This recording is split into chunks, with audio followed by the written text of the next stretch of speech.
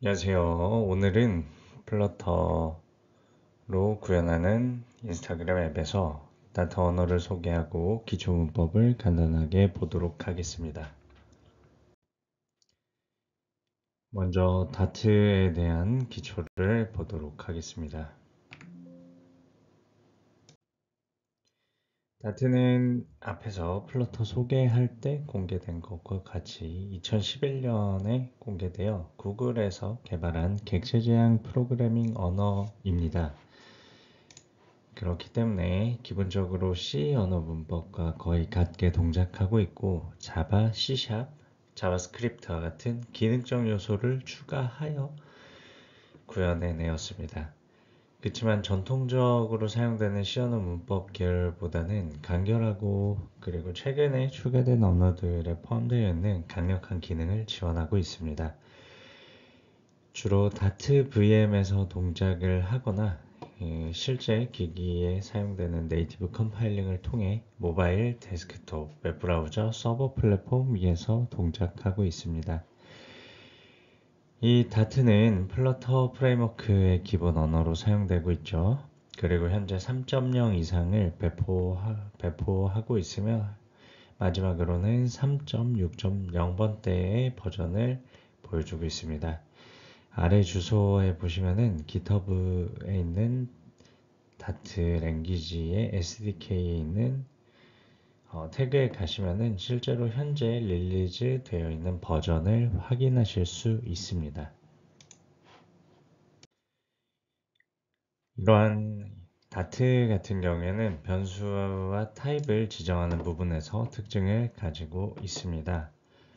변수에 대해서 잠깐 살펴보면은 변수는 어떤 공간에 어떤 값을 저장하기 위한 이름을 가진 공간이라고 볼 수 있습니다. 저 자동차 이름은 뭐뭐뭐야 라고 하면은 뭐뭐뭐를 가진 변수는 타입은 자동차가 되겠죠. 그리고 그 공간은 주차장이거나 아니면은 나의 뭐 차고일 수도 있습니다. 보통 여기서 컴퓨터 안에서는 공간은 컴퓨터 메모리를 가리키고 있습니다. 그래서 연산을 위해서 사용되는 공간으로 메모리 공간의 이름을 지정을 하고 있습니다. 이러한 변수는 다트에서는 정적 타입 언어를 사용합니다. 정적 타입 언어를 사용하여 타입을 지정해야 되지만 타입을 선언하는 데에 대한 유연함은 가지고 있습니다.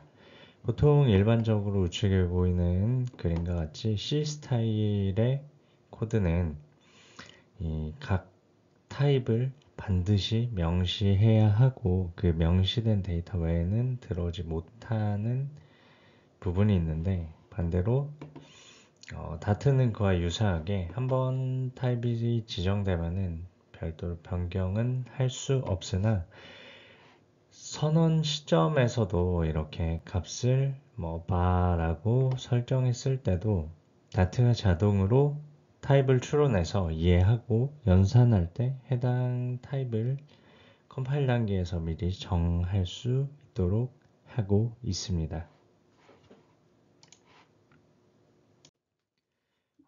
그렇다면 정적이나 동적에 대해서 조금 더 잠깐 얘기를 더 해보도록 하겠습니다. 이 정적 타입 언어와 동적 타입 언어는 사용할 변수를 미리 지정하도록 하고 변경이 불가능하거나 이 동적 타입 언어는 사용할 변수의 타입은 할당된 값에 따라 결정되는 차이가 있습니다. 정적 타입 언어는 완전히 저장할 공간을 정해놨기 때문에 값을 옮기는 과정에서 데이터의 유실이 발생을 할 수 있기 때문에 주의해야 합니다. 이 부분 같은 경우에는 컴퓨터 공학에서 나름 차이점을 볼 수가 있는데 3.11F는 실수 플롯 타입의 3.11이라는 값이고 이 3.11이라는 값은 실수 플롯 타입이 될 수 있고 더블 타입이 될 수 있는 차이가 있습니다. 그래서 실질적으로 이 두 개의 값을 비교를 해보면은 같다고 나오지 않는 케이스가 있기 때문에 주의해야 합니다.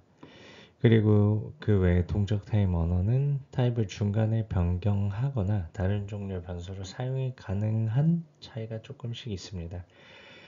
여기 보시면은 strong, weak, static, dynamic이 있는데 strong 하면서 static 하다는 거는 타입을 미리 정해놔야 된다. 그리고 weak 하면서 static 하다.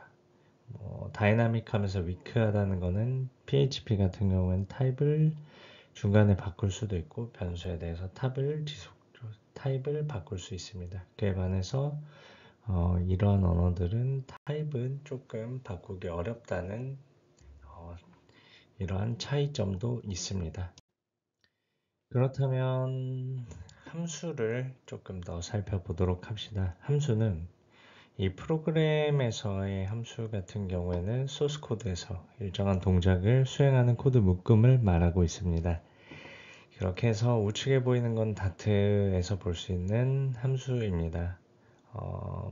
반환 타입을 가지고 있고 함수의 이름과 이 매개 변수 int a, int b라고 하는 매개 변수를 가지고 코드를 실행할 수가 있습니다. 이렇게 하면은 두 개의 int를 더해줘서 반환 int 타입의 결과를 반환한다고 볼 수가 있겠습니다. 이 함수 같은 경우에는 이 괄호 중괄호로 묶어서 볼 수 있는데 이 중괄호는 명령 한 줄이라는 의미라고 볼 수 있어서 안에 들어가 있는 게 여러 줄이더라도 밖에서 볼 때는 명령 한 줄이다 라고 볼 수 있습니다. 그리고 이 메인 함수는 좀 특별한 함수를 가지고 있는데 이 C 언어와 비슷한 프로그램에서 언어와 같이 메인 함수를 통해서 프로그램을 시작한 언어들이 있습니다. 그런 부분에서는 다트도 메인 프로그램에서 시작점을 진입을 하고 이 메인을 여러 개를 선언할 수가 없이 한 개의 메인만을 한 코드 파일 내에서 사용을 할 수가 있습니다. 프로젝트 내에서. 그래서 보통 앞에 보시면은 반환 타입이나 아니면 입력하는 타입이 한 개의 변수만 반환하고 각 변수마다 한 개의 매개 변수만 전달할 수 있었던 거에 반해서 한 개 이상의, 두 개 이상의 데이터 전달을 위해서 레코드 타입으로 반환하여 전달하는 차이가 있습니다. 아까 앞에서 봤을 때는 유저 인포라고 하는 것은 int 타입만 가질 수 있어야 되는데 string 타입과 int 타입으로 가질 수 있다라고 만들 수가 있습니다. 이것은 이 객체로 취급해서 데이터를 전달하는 부분이 있고 그렇기 때문에 두 개의 속성을 가진 객체로도 취급을 할 수가 있습니다. 그래서 이러한 방법으로 함수의 그 인자를 넘길 때 해당 필요한 자료 구조를 만들 필요 없이 이 변수 할당 등의 연산이 가능하도록 제공을 하고 있습니다. 그 외에도 여러 반환값을 전달하기 위해서는 입력 구조나 출력 구조를 정의를 해서 그 구조에 빗나가지 않도록 해야 하는데 언어 자체에서 제공된 임시 객체를 사용하기 때문에 이러한 유저 인포 같은 경우에는 반환 타입이 두 개죠. 반환 타입이 두 개였을 때 인포의 첫 번째는 string이라고 하는 타입, int의 두 번째는 인포의 두 번째는 int라고 하는 타입을 각각 name, age라고 하는 것으로 가지고 올 수 있어서 여러분들이 나중에 코드 작성하실 때 다음과 같은 차이를 볼 수가 있습니다. 또 하나로는 그 객체 지향 언어의 특징을 가지고 있습니다. 객체 지향 언어는 그 클래스를 통해서 프로그램을 작성하는 언어가 되겠습니다. 클래스는 데이터를 저장할 필드와 동작을 수행한 메서드가 결합된 하나의 코드 블럭을 의미하고 있고 위쪽에는 함수를 정의해서 여기 보시면은 두 개의 필드를 가지고 있고 그 다음에 introduce라고 하는 메소드로 얘를 실행을 하면은 내가 입력받은 name과 age에 대한 부분을 외부에서 지정한 것으로 출력을 하게 할 수 있습니다. 이런 과정에서 위에는 한 클래스를 선언했다라고 보통 얘기를 하고 정의했다라고 얘기하고 죄송합니다. 그리고 클래스를 사용하여 인스턴스를 만들게 되면 여기 대문자는 앞에 나와 있는 타입이고 뒤에 있는 펄스는 실제 변수 인스턴스라고 볼 수가 있어서 메모리 공간에 앨리스와 30이라는 것을 인자로 전달하고 공간에 할당을 하면은 introduce를 했을 때 위에 코드에 저장되어 있는 데이터가 출력이 되도록 할 수 있습니다. 앞에서는 다트에 대한 부분 그리고 플러터의 개념적인 부분을 얘기를 했다면 이 슬라이드부터는 플러터의 위젯, 화면 구성 요소에 대해서 한번 보면서 진행하겠습니다. 플러터에는 위젯이라고 부르는 요소가 있습니다. 위젯은 플러터 앱의 모든 UI 구성 요소를 표현할 수 있는 요소로 버튼, 텍스트, 이미지, 그리고 스카폴더, 앱바, 센터, 이런 다양한 것을 전부 위젯으로 표현을 할 수가 있겠습니다. 이러한 플러터 위젯에는 스테이트에 따라 달라진 위젯의 특징을 볼 수 있고 스테이트리스 변동 없이 고정되는 그리고 스테이트풀 상태에 따라서 화면이 변경되는 setState 같은 것을 가지고 있습니다. 이러한 위젯 같은 경우에는 여러 가지 구성 요소나 설정 값을 공유하기 위해 빌드 컨텍스트를 서로 주고받습니다. 그러면은 이 빌드 컨텍스트를 먼저 설정해 놓은 것을 이어받아서 화면 그려질 때 데이터를 전달을 최적화해서 하고 있습니다.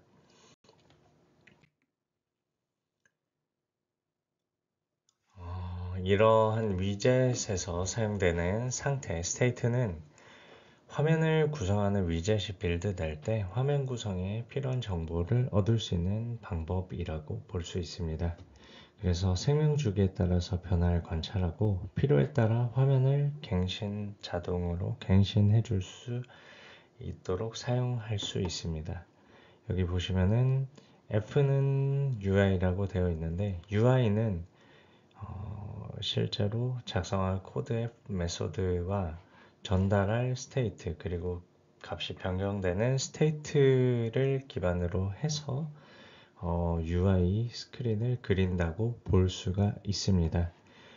스테이트를 다시 한번 얘기를 하면은 위젯이나 앱에서 사용하는 변수로 볼 수가 있고 앱 스테이트와 위젯 스테이트로 크게 구분해서 나눌 수가 있습니다. 먼저 위젯 스테이트를 먼저 보겠습니다. 위젯 스테이트는 위젯 내부에서 사용하는 데이터를 말하고 있습니다. 그래서 위젯 내부에서 표시할 정보를 저장하거나 현재 값을 저장하고 있습니다. 그렇기 때문에 이거는 우리가 로컬 스테이트라고 부를 수가 있습니다. 이러한 위젯 스테이트는 위젯 간 공유, 불필요한 정보를 대상으로 지정해서 사용을 하고 있습니다.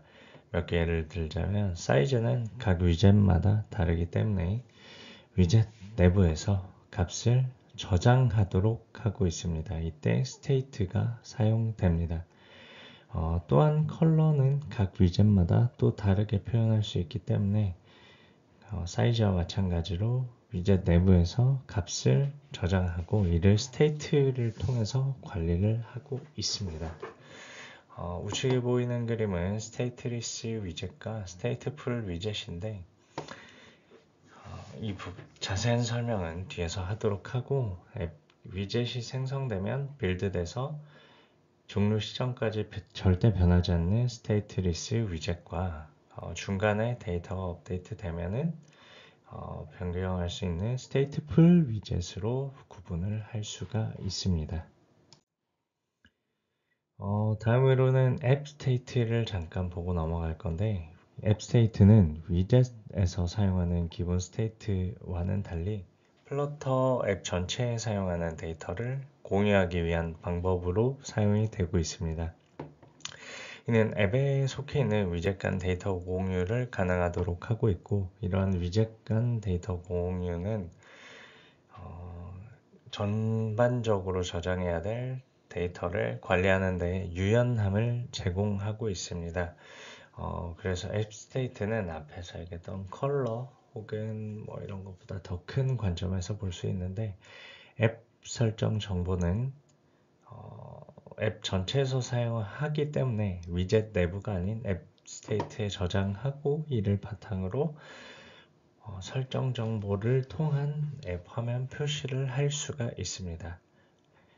그리고 로그인 정보는 로그인 상태나 로그인 전후의 정보를 구분하고 나타낼 수 있어야 되기 때문에, 그리고 유저 설정은 개발자가 제공한 일부 선택 저장을 반영할 수 있고, 장바구니는 앱 내에서 데이터를 가지고 있어야 되기 때문에 관리를 하고 있고, 그렇기 때문에 이 앱의 UI 테마, 즉 뭐 블랙, 다크 모드, 일반 모드와 같은 테마나 아니면은 기본 색깔 혹은 여러 가지에 대한 것을 앱에 종속되거나 별도의 설정 값을 두어서 다른 위젯에서 접근하기 위해 공유되는 형태로도 사용을 하고 있습니다.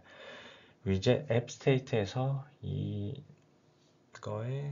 색깔은 무엇으로 하겠다, 어떤 타입으로 하겠다라고 했을 때 그 앱 스테이트에 저장하고 이 데이터를 서로 전달하는 방식으로 쓸 수도 있습니다.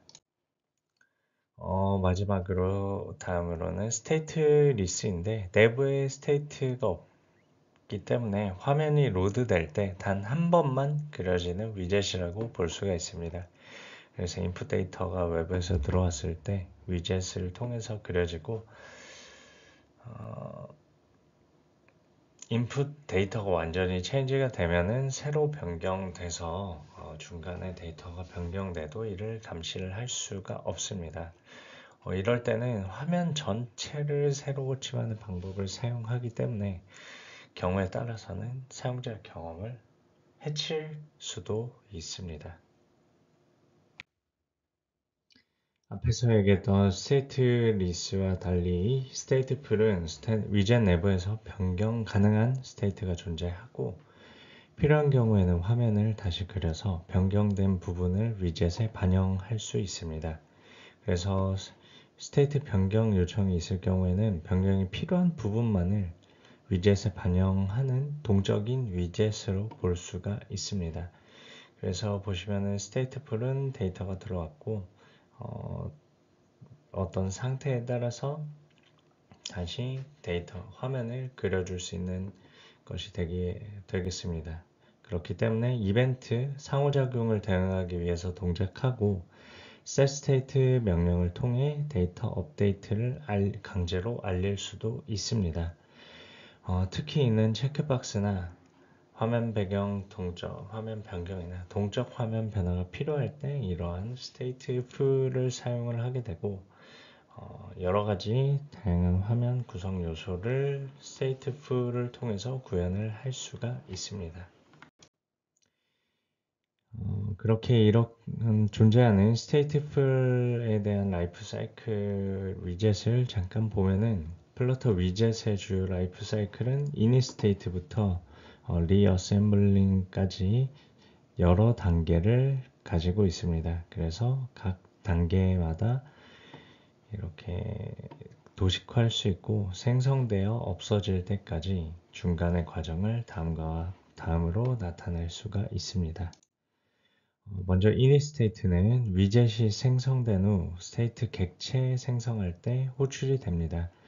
처음 한 번만 호출되는 특징이 있어서 최초의 초기화 함수 같은 거를 삽입하곤 합니다. 그리고 did change dependency 같은 경우에는 init state가 끝나고 호출이 되는 함수로, 연결된 위젯이 변경되면 재호출이 되는 함수가 되겠습니다.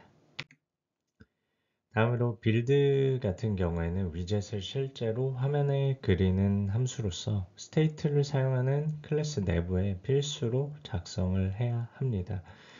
그래서 상태가 변경될 때마다 호출되기 때문에 did update 위젯을 직접 호출하거나 set state를 통해서 어떤 상태가 화면을 업데이트 해야 된다고 했을 때 위젯이 다시 빌드를 호출해서 현재 정보에 맞는 화면으로 다시 구성하도록 변경을 합니다.